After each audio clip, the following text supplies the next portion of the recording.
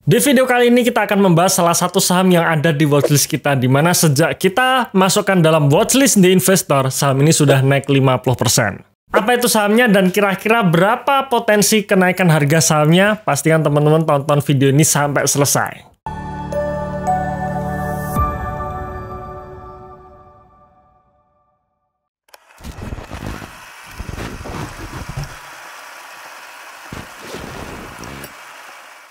Oke, sebelum kita membahas mengenai sahamnya dan potensi kenaikan harga sahamnya ke depan, jangan lupa untuk mendownload ebook watchlist kami, karena dalam ebook watchlist tersebut ada banyak insight yang bisa teman-teman dapatkan. Pertama, mengenai filosofi atau mindset investasi jangka panjang. Karena sekali lagi ya, kita di sini bicara mengenai investasi jangka panjang. Kita sebagai investor, bukan sebagai trader. Selain itu yang kedua ada 3 saham yang menurut analisa kami masih kategori undervalue dan beberapa diantaranya ada potensi untuk menjadi saham pemenang di tahun 2024 dan 2025 nanti. Jadi sekali lagi pastikan teman-teman untuk mendownload e-booknya ya, linknya di bawah ini dalam kolom komentar atau dalam deskripsi box.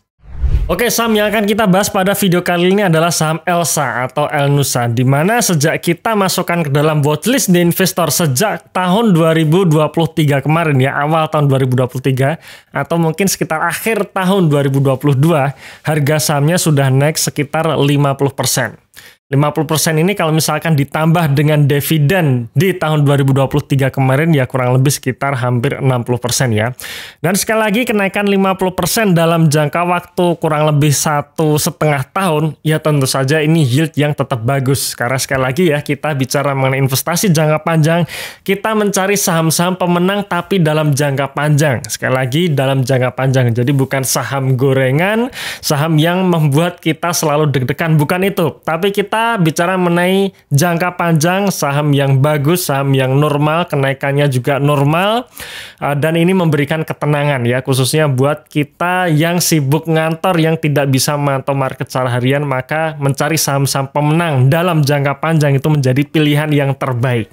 Nah, lalu kira-kira dari harga saat ini, saat video ini diambil, harga saham Elsa diperdagangkan di level 442 ya, atau hampir sekitar 450-an ya, sempat break di 450-an. Nah, kira-kira berapa potensi kenaikan harga sahamnya? Nah, kita bahas di slide berikutnya ya. Nah, jika kita melihat pergerakan harga saham Elsa dalam jangka panjang, harga saham Elsa pernah diperdagangkan di level sekitar 720 ya, alias yang bisa jadi ini potensi tertingginya. Atau kalau kita lihat puncak-puncak di beberapa tahun ke belakang sebelum tahun 2020 ya, harga saham Elsa ya pernah berada di level 520, 600 sampai 700. Nah, kira-kira apa yang mendasari secara fundamental ya, secara kinerja harga sahamnya bisa mencapai level puncaknya ya. Oke, sebelum kita masuk ke kinerja, ada good news juga dari Elsa, di mana Elsa ini akhirnya kemarin ya di bulan Mei ini berdamai dengan Bank Mega, di mana Bank Mega akhirnya membayar ya atau wajib bayar deposito Elnusa sebesar 180 miliar ya. Jadi sekitar 110 miliar ditambah bunga ya, yaitu bunganya sekitar 69 miliar, jadi totalnya kira-kira sekitar 180 miliar rupiah. Dan tentu saja ini menjadi sentimen positif yang akhirnya men-trigger kenaikan harga saham Elnusa. Oke, kita bicara mengenai jangka panjang. Sekali lagi kita bicara mengenai investasi jangka panjang. Kita sebagai investor ya, kita bukan seorang trader, bukan. Kita sebagai investor.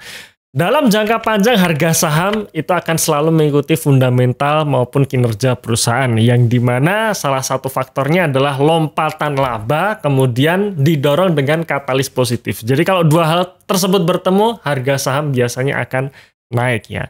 Dan karena kita tidak tahu kira-kira katalis positifnya datangnya kapan, maka kita bisa start dari kinerjanya. Bahkan kalau kita lihat sentimen positif dari Elsa ini, di mana Elsa akhirnya akan mendapatkan ya dana baru ya dari Bank Mega sekitar 180 miliar, sebenarnya tidak terlalu berpengaruh, karena kalau kita lihat posisi neraca Elsa kuartal 1 2024, Elsa ini punya cash sekitar 2,4 triliun rupiah. Ya, jadi sebenarnya angka tersebut tidak berpengaruh secara signifikan.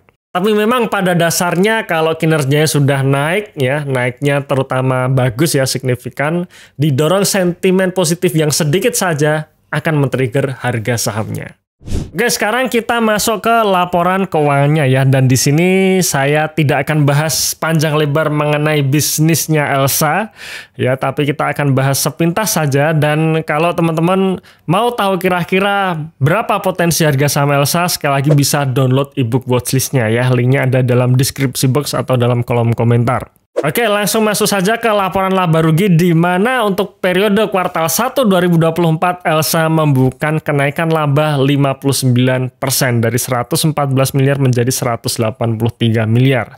Ya, dan bisa jadi salah satu sentimen positif yang tadi, di mana Bank Mega akan membayar sekitar 180 miliar ke Elsa. Bisa kita prediksi bahwa kuartal 2 nanti kenaikan kinerja Elsa akan sangat bagus ya, karena pasti akan ada pendapatan lain-lain ya, misalkan mungkin akan masuk di lain-lain neto ini sebesar 180 miliar. Jadi kurang lebih lompatan kinerja atau lompatan laba dari Elsa untuk periode berikutnya ya, kuartal 2 atau kuartal 3 nanti akan melonjak sangat signifikan, yaitu kalau misalkan pembayarannya terrealisasi di kuartal 2 ini. Tapi paling tidak untuk kuartal 1 ini juga sudah membukukan kinerja yang bagus. Nah, selain masalah kenaikan laba, kita juga harus mengetahui segmen mana yang menjadi kontribusi dari kenaikan laba Elsa. Kalau kita lihat dari 3 segmen bisnis Elsa, kinerja terbesar masih dikontribusi oleh jasa distribusi dan logistik, di mana untuk jasa distribusi dan logistik ini memberikan kontribusi sebesar 92 miliar rupiah. Kemudian jasa penunjang migas 15 miliar dan jasa hulu migas 74 miliar. Yang kita perhatikan adalah di jasa hulu migasnya ini, karena ini adalah bisnis utamanya Elsa ya. Ini yang juga men-trigger kenaikan harga saham Elsa di tahun 2013, 15, dan 16 lalu, di mana kontributor terbesar dari Elsa adalah di jasa hulu migasnya. Dan untuk periode kuartal 1 ini bagus, di mana labanya mencapai 74 miliar dibandingkan untuk posisi kuartal 1 2023 yang sebesar 24 miliar rupiah. Kemudian berikut ini adalah kinerja, baik itu pendapatan maupun laba bersih Elsa dalam jangka panjangnya ya. Dan sekali lagi tahun 2024 ini adalah angka proyeksi ya, yang dimana kita memproyeksikan pendapatan Elsa untuk tahun 2024 ini paling tidak bisa naik 5-10%, dan laba bersihnya juga naik sampai 600 miliar. Dan kalau angka 600 miliar laba bersih ini tercapai, maka Elsa membukukan laba tertingginya sepanjang masa. Bahkan lebih tinggi dibandingkan tahun 2014, 15, 16 lalu yang saat itu harga sahamnya menyentuh level tertingginya sekitar 700 rupiah. Kesimpulannya dari 3 segmen tadi, saat ini kontributor terbesarnya ada di jasa distribusi dan logistik ya. Perlu teman-teman ketahui bahwa saat sekitar tahun 2013-14 lalu ya, saat harga sahamnya menyentuh level 700 rupiah, saat itu kontributor terbesarnya adalah di jasa hulu migasnya, di mana laba bersihnya waktu itu mencapai sekitar 700 miliar rupiah. Teman-teman bisa cek lagi laporan keuangan tahun 2013 dan 2014 untuk Elsa segmen jasa hulu migasnya.